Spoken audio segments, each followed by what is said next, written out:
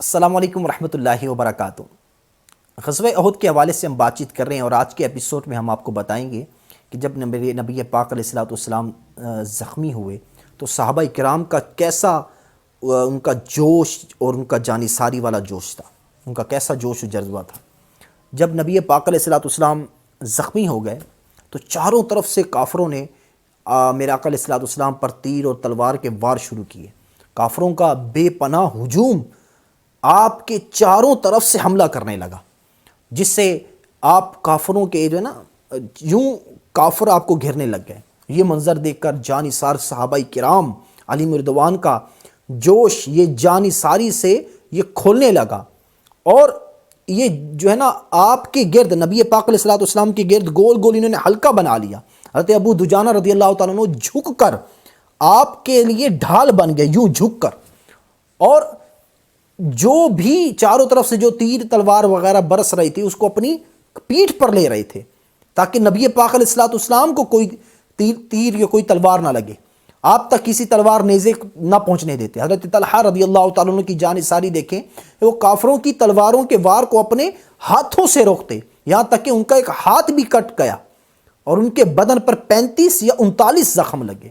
غرض جانثار صحابہ کرام علیہم رضوان نے نبی پاک علیہ السلام کی حفاظت میں اپنی جان کی پرواہ نہیں کی، ایسی بہادری اور ایسی جان بازی سے جنگ کرتے رہے کہ تاریخ عالم میں اس کی مثال نہیں ملتی۔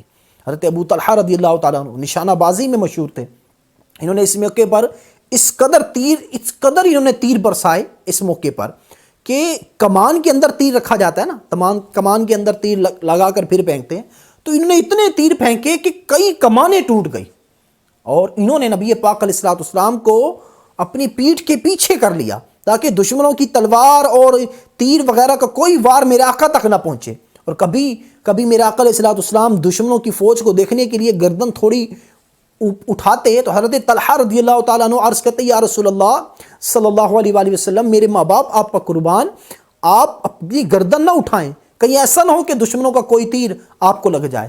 یا رسول اللہ صلی اللہ علیہ وآلہ وسلم، آپ میری پیٹھ کے پیچھے ہی رہیں، میرا سینہ یہ رخسار پر آ گئی، گال پر آ گئی۔ تو میرا آقا علیہ الصلوۃ والسلام نے اپنے مبارک ہاتھوں سے ان کی آنکھ کے ڈھیلے کو دوبارہ آنکھ کے حلقے میں لگا دیا، اور یوں دعا کی کہ اللہ قتادہ کی آنکھ بچا لے جس نے تیرے رسول کے چہرے کو بچایا۔ اور مشہور یہ ہے کہ ان کی وہ آنکھ جو میرے آقا علیہ الصلوۃ والسلام نے دوبارہ لگائی تھی، یہ دوسری آنکھ سے بھی زیادہ روشن اور خوبصورت ہو گئی۔ میرے آقا کا معجزہ بھی ہوا اس میں، اللہ اکبر۔ حضرت سعد بن ابی وقاص رضی اللہ عنہ بھی تیر اندازی میں بڑے باکمال، یہ بھی اس موقع پر نبی پاک علیہ الصلوۃ والسلام کی مدافعت میں ہی یہ جلدی تیر چلا رہے تھے۔ نبی پاک علیہ الصلوۃ والسلام خود اپنے مبارک ہاتھوں سے تیر اٹھا کر حضرت سعد بن ابی وقاص کو دے رہے تھے، اور فرما رہے تھے کہ اے سعد، تم پر میرے ماں باپ قربان، یہ لے تیر لے اور برساتا جا۔ اللہ اکبر۔ ظالم کافر انتہائی بے دردی کے ساتھ نبی پاک علیہ الصلوۃ والسلام کی طرف تیر برسا رہے تھے، مگر اس وقت دیکھو اللہ، ادھر سے کافر تیر برسا رہے ہیں، حملہ ہو رہا ہے کہ جان سے مارنے کا حملے کر رہے ہیں، تیر تلوار کیا نیزے پھینک رہے ہیں، لیکن ہمارے رحمت والے آقا صلی اللہ علیہ وآلہ وسلم کی زبان پر اس وقت یہ دعا تھی، رب اغفر قومی فإنہ لا یعلمون۔ اللہ اکبر، یعنی اے اللہ میری قوم کو بخش دے، یہ لوگ مجھے نہیں جانتے۔ ہائے ہائے ہائے ہائے ہائے، اللہ اکبر۔ نبی پاک علیہ الصلوۃ والسلام کے دندان مبارک کے صدمہ اور چہرہ انور کے زخموں سے آپ نے ڈھال ہو گئے۔ اس حالت میں آپ ان گڑھوں میں سے ایک گڑھے میں بھی آپ میرے آقا علیہ الصلوۃ والسلام گر پڑے، جو ابو عامر فاسق نے جگہ کھود کر چھپا رکھے تھے تاکہ مسلمان لا علمی میں ان پر گر جائیں۔ حضرت مولا علی نے آپ کا دست مبارک پکڑا، حضرت طلحہ بن عبید اللہ رضی اللہ تعالیٰ عنہ نے آپ کو اٹھایا، اور حضرت ابو عبیدہ بن جراح رضی اللہ تعالیٰ عنہ، اللہ اکبر، یہی وہ صحابی ہیں جنہوں نے جو 2 کڑیاں میرے آقا علیہ الصلوۃ والسلام کے چہرے میں چھپ گئی تھی، انہوں نے اپنے دانتوں سے پکڑ کر اس زور سے ان لوہے کی کڑیوں کو کھینچا کہ ان صحابی کا ایک دانت ٹوٹ کر زمین پر گر گیا۔ پھر دوسرا حلقہ جو تھا، دوسرا کڑی، اس کو اپنے دانت سے پکڑ کر کھینچا تو دوسرا دانت بھی ٹوٹ گیا۔ اللہ اکبر۔ چہرہ انور سے جو خون بہ رہا تھا میرے آقا کے چہرہ انور سے، اس خون مبارک کو حضرت ابو سعید خدری رضی اللہ تعالیٰ عنہ کے والد حضرت مالک بن سنان رضی اللہ تعالیٰ عنہ نے محبت میں وہ خون چوس چوس کر پی لیا، اور ایک قطرہ بھی زمین پر آنے نہ دیا۔